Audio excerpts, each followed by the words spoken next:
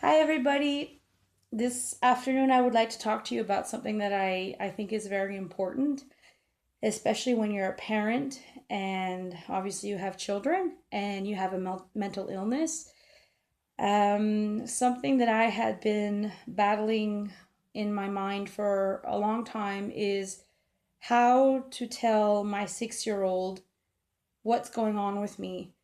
Do I tell him? Why should I tell him? And in my heart, I've always known that my son needs to know the truth, and I've always been the kind of parent that told my son the truth no matter what, as long as it was fitting to his little ears, in the sense that even if it was a hard truth, I would tell him using language that he could understand. And so I figured that my mental illness was the same kind of deal. Um, I figured that he deserved at least an explanation because he had seen me for a whole year sleeping or being a zombie, and then all of a sudden his crazy mommy came back.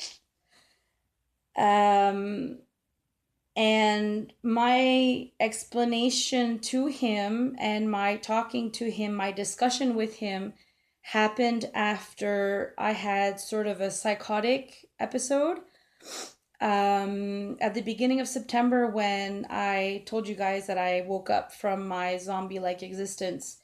I wasn't sleeping much. I was, in fact, practically not sleeping at all. There were some nights that I didn't sleep, and I was functioning well, even super well, but that's part of being that's part of the bipolar disorder. Um, and there was one particular day where I hadn't slept for maybe 2 days or three, I don't remember. And it was in the afternoon, and I had laid down on the couch, and I fell asleep. And I woke up, and I was completely lost. There was no sense of reality. I didn't know what time it was, if Zach was home, had he gone to school, where was I, what was I doing. It was really, really scary. And so I had called my mom, and I had explained it to her, and she had suggested that I call my doctor, and he thankfully saw me right away. And my aunt thankfully kept my son, babysat him, because the appointment was at around 5 or 6. It was a late appointment. And that's when he had decided to medicate me, to put me on lithium, because he saw that things weren't going well. Or it was the next day that I didn't go to work. Anyways, there was a week where I was completely nuts. And my conversation with my son occurred after he had been babysat by my aunt. And I basically told him that I needed to talk to him and that it was important. And I asked him if he had noticed how mommy wasn't the same anymore. I was happier, I was talking more, much faster, and I was funnier. And he's like, "Yeah, you're funny. T'es drôle." I was like, "Okay." And he's like, "I love you this way." I'm like, "Okay." And I said, "But you realize that I wasn't like this for a little while, right?" And he's like, "Yeah." I'm like, "Okay." So I said, "Honey, um, you need to understand that mommy has an invisible bobo in her head, an invisible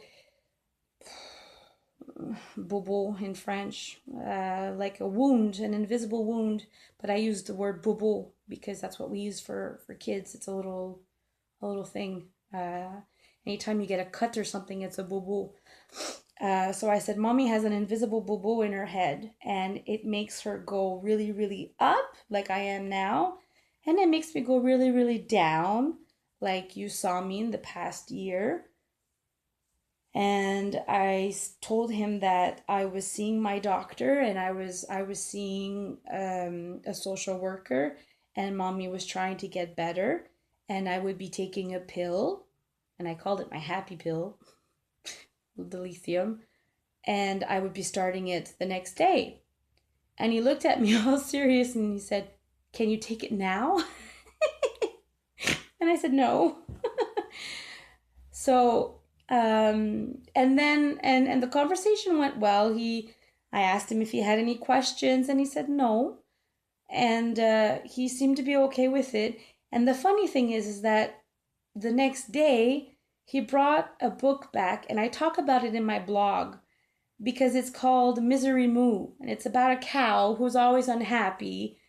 And then her or his friend, I think it's a goat, tries to make the cow happy, but in doing so becomes unhappy himself. It's a really sad kind of story, and it's a wonderful example of how to use something like that to explain a mental illness to a kid, because that book described me basically for the past year. And so while reading this book with him that he had chosen from the library, I asked him, I said, "Doesn't this remind you of someone?" And he said, "Who?" I said, "Well, think a little bit. Who does it make you think of?" And he looked at me with big eyes and he kind of said, "You?" It's like, mm-hmm. And I said, "This is why mommy's trying to get better, because when I'm sad, when I'm like Misery Moo, and I'm never happy, but you're not going to be happy either." He said, "Oh, okay." And so I think, and I mean, since we've had our conversation, it hasn't really changed his behavior and pissing me off. He's still a kid. He still has his moments. Um, but I think that his being aware of my mental illness can only be a plus to him, because if he sees other people or other adults or kids that have issues also, then he'll be less likely to judge because he knows that his mommy has an invisible boo-boo in her head.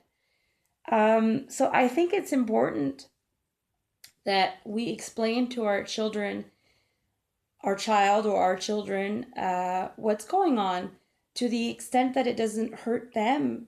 And I mean, if there was a funny video that I would have found to help him understand, and maybe I'll look that up, but then I would have used that. But I used the book that he brought from the library too to also reinforce the idea. So books can help, videos can help, just a conversation can help. And I also had a conversation with my boyfriend's two children. They're older, 12 and 13, so I didn't need to take out all the big guns and the videos and the books and whatever. No, I just sat them down and spoke to them one on one, explaining to them that I had been depressed for a year and now crazy stepmommy is back. Blah. But I think that parents with mental illnesses owe their children an explanation, because whether we like it or not, our children are affected by our mental illness, even though we try to spare them, him or her. So I think that as parents with mental illnesses, we owe our children explanations and descriptions of what's going on in our heads. And for me personally, Zach's biological father told me that he was bipolar non-treated. So let's put the two and two together. If his biological dad is bipolar and I'm bipolar type 2, what's going to happen? Zach is probably going to be bipolar. So I think that, and we just personally, I think that if he starts to know now what bipolar disorder means, then maybe he'll have a step ahead if and when he does become bipolar. And we all know that mental illnesses are genetic, and we all know that mental illnesses are biological disorders. It's real. It's not just something that we make up to have pity from people. So anyways, bottom line, tell your children, tell your child if you're mentally ill. That's my advice.